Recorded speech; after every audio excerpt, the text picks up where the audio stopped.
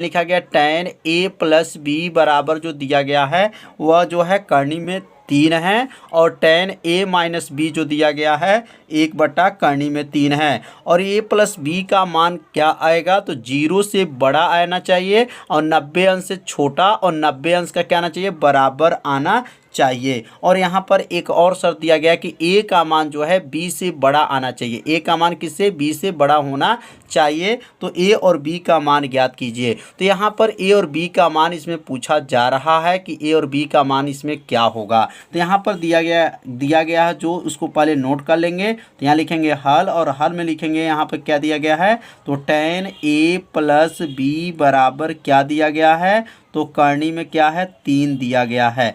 अब a plus B बराबर जो करनी में 3 है तो करनी में 3 कितने अंश का मान है और भी tan में बताना है। किसमें tan में, tan है तो tan का मान जो है करनी 3 कितने अंश का होता है तो यहाँ लिखेंगे tan a प्लस बी बराबर हो जाएगा और यहाँ लिखेंगे tan 60 अंश का मान है। tan 60 अंश का मान आप लोग जानते होंगे कि करनी में 3 होता है। यदि आप मान जानते नहीं हैं तो प्लेलिस्ट में वीडियो है, वहाँ से जा करके पहले मान वाला वीडियो आप लोग सीख लीजिए कैसे मान निकाला जाता है। अब यहाँ पर a प्लस बी यहाँ पर है और यहाँ पर tan a प्लस बी है और इधर क्या है tan 60 है। तो यहाँ लिख लेंगे तुलना करने पर, क्या करेंगे तुलना करने पर।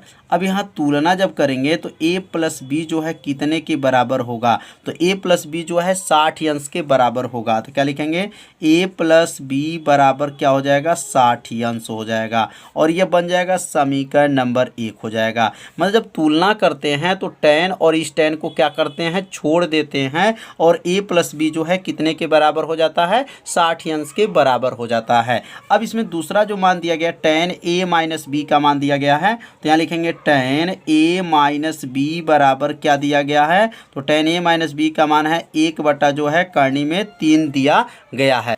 तो अब tan में कितने अंश का मान है तो ये tan जो है 30 अंश का मान है। कितने अंश का tan 30 अंश का मान है। तो अब यहाँ पे लिखेंगे tan a माइनस बी बराबर क्या लिख सकते हैं यहाँ पे लिखेंगे tan 30 अंश। क्या लिखेंगे tan 30 अंश। तो tan 30 अंश का मान क्या होता है 1/करनी में 3 होता है। तो अब यहाँ लिखेंगे तुलना करने पर, क्या लिखेंगे तुलना करने पर। अब यहाँ तुलना जब कर लेंगे तो ये a माइनस बी कितने के बराबर होगा तो a माइनस बी कितने के बराबर हो जाएगा तो लिखेंगे a माइनस बी जो है वो 30 अंश के बराबर हो जाएगा। कितना 30 अंश के बराबर और ये बन जाएगा समीकरण नंबर 2। अब समीकरण 1 और समीकरण 2 को ध्यान से देखेंगे। समीकरण 1 में क्या है यहाँ पे देखिए प्लस है और यहाँ पे क्या है माइनस है। तो ये दोनों समीकरण जो है क्या है विपरीत है। यहाँ पर ये प्लस है और ये क्या है माइनस है। जब विपरीत चिन्ह रहता है तो समीकरण को क्या करते हैं जोड़ते हैं। याद रखिएगा समीकरण को कब जोड़ते हैं जब विपरीत चिन्ह हो तो समीकरण को जोड़ा जाता है और समान चिन्ह रहता है तो समीकरण को घटाया जाता है। तो अब यहाँ लिखेंगे समीकरण 1 में से समीकरण 1 को ध्यान दीजिए समीकरण 1 तथा समीकरण 2 को क्या करेंगे जोड़ने पर समीकरण 1 तथा समीकरण 2 को क्या करेंगे जोड़ देंगे। तो यहाँ लिखेंगे जोड़ने पर। अब दोनों समीकरण को यहाँ पे क्या करेंगे जोड़ लेंगे। तो समीकरण 1 क्या है तो समीकरण 1 क्या था a प्लस बी बराबर क्या है 60 अंश है और b समीकरण 2 क्या है a माइनस बी बराबर जो है 30 अंश है। अब ये दोनों समीकरण को क्या करेंगे यहाँ पर जोड़ेंगे। जब जोड़ेंगे तो ये b से b को क्या हो जाएगा कट जाएगा और एक a और एक मिलकर के क्या बनेगा 2a बन जाएगा और 60-30 के ना हो जाएगा 60-30 90 अंश हो जाएगा। तो a बराबर क्या हो जाएगा तो a बराबर 90 अंश बटा क्या हो जाएगा 2। ये 2 जो है नीचे चला जाएगा क्योंकि यह गुणा है तो भाग बन जाएगा। अब 2 को 90 को काट देंगे तो a बराबर क्या आ गया 45 अंश। तो a का मान इसमें पूछा जा रहा था तो a का मान तो है 45 अंश आ गया। अब a का मान जो निकला है वह समीकरण 1 में भी रख सकते हैं और समीकरण 2 में रखेंगे तो किसका मान निकल जाएगा b का मान निकल जाएगा। तो यहाँ लिख लेंगे a का मान जो निकला है तो लिखेंगे a का मान जो निकला है वह समीकरण 1 में रखेंगे। किस में रखेंगे समीकरण 1 में रखने पर। अब यहाँ समीकरण 1 में लिख लेंगे रखने पर।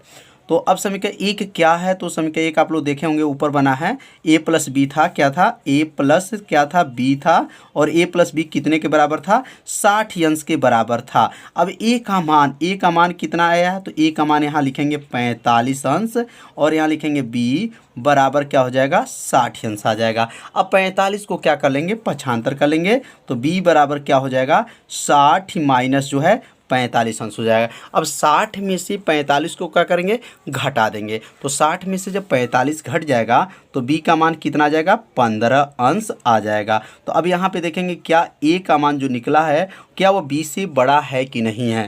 तो यहाँ a का मान जो है 45 है और b का मान क्या है, 15 है। तो ये मान a वाला मान जो है b के मान से क्या है, बड़ा है। तो अब यहाँ अब लिख लेंगे लास्ट में अतः लिखेंगे, अतः a का मान कितना आया था, तो a बराबर जो है 45 अंश है और b बराबर कितना आया है, तो b बराबर जो है 15 अंश है। तो समझ में आ गया।